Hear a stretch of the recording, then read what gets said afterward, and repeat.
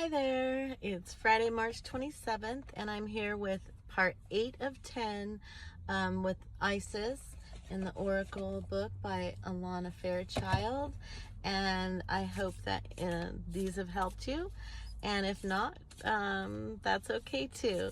I'm still going to show up and do what I set out to do because I made a commitment to do a 10-part series for everyone's best good. So here we go. We're gonna take 2 cards today, and then we'll read from the book, get you some information to help you integrate these energies into your life so that you can have as much good energy to live your highest and best timeline, and follow your heart and truth and love. So here we go. 2 cards today.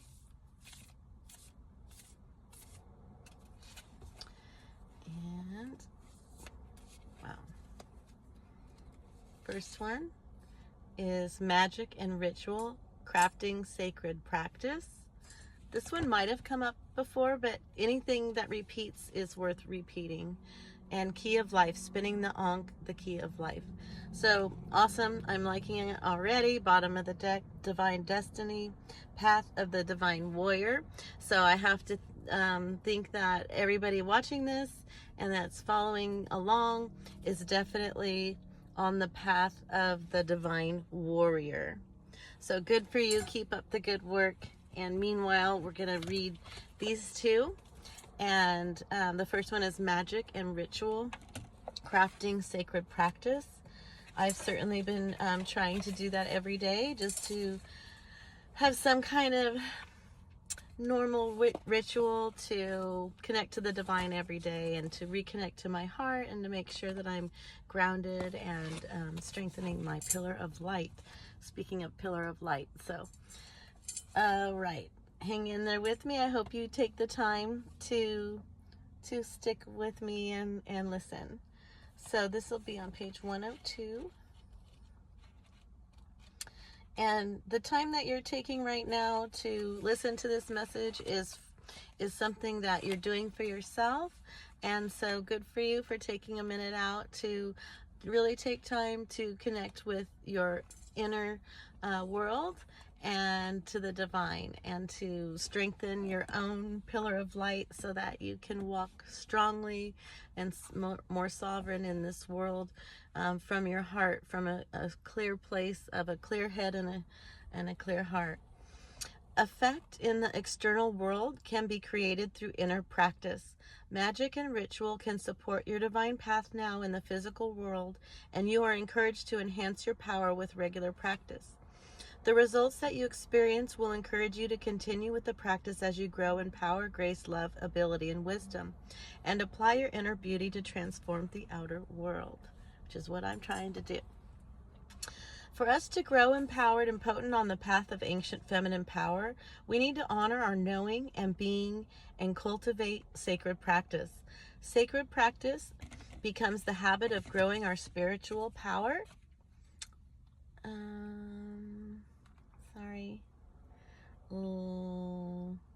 Where is it?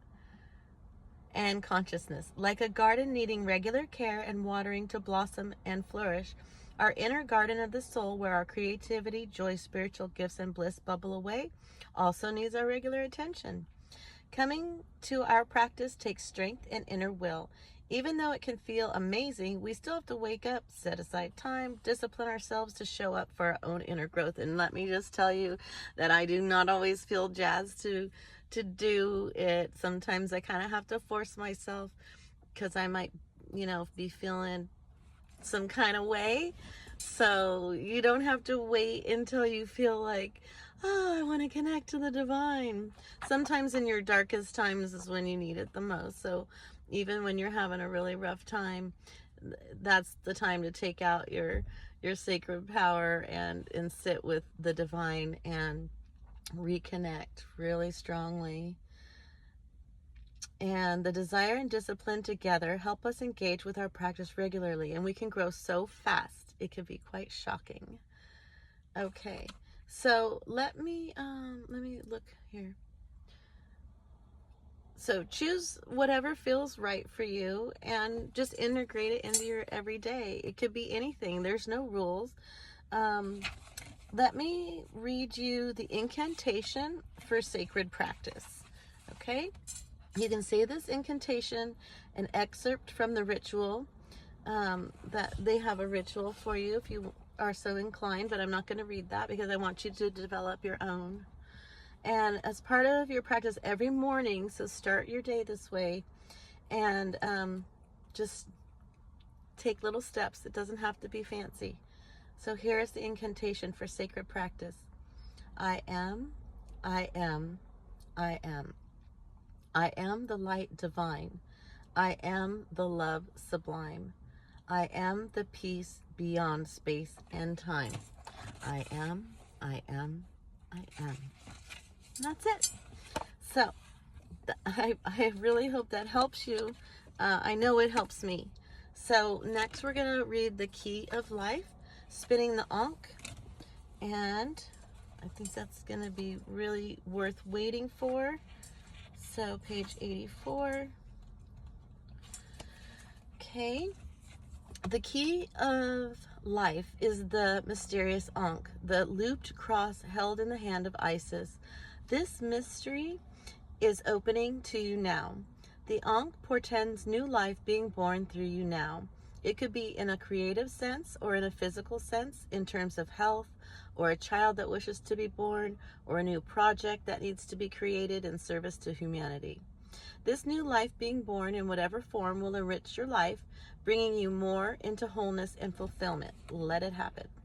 The Ankh becomes as blessing and confirmation that new life is seeking to express itself through you now, and encouragement that you allow this to occur. Something has started to be born through you at this time.